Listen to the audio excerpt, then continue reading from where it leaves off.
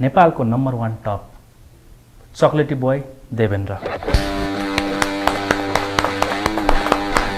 ल धेरै पछि देवेन्द्रलाई देख्न पाइयो। ल एकचोटि ताली बजाऊँ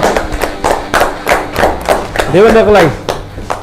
देवेन्द्र हजुर सर, कस्तो महसुस भइरहेछ? एकदम खुसी महसुस भइरहेछ। केटाहरू आएका छन्, मैले एकजना रानी पनि देखिरहेको छु। पक्कै पनि के गर्छौ यार, ओहो तिमीले यही गर्छ र मेरो एनर्जी दिन्छ। के हो यो? तिमीले जब एनर्जी दिन्छौ नि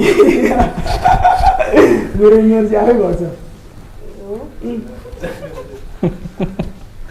मिठास छ। अब हाम्रा भाइहरू, हाम्रा साथीहरू हिँड्न लाग्छ कि यस्तो नगर।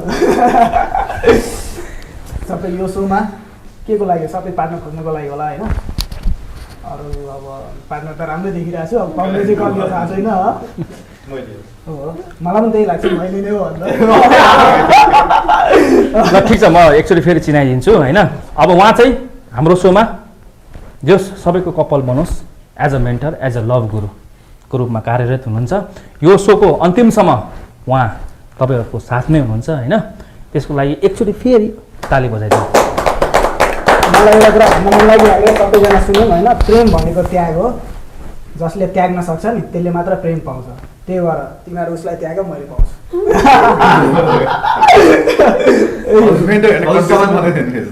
होइन तिमी छौ, तिम्रो जाने बेला भइसकेन।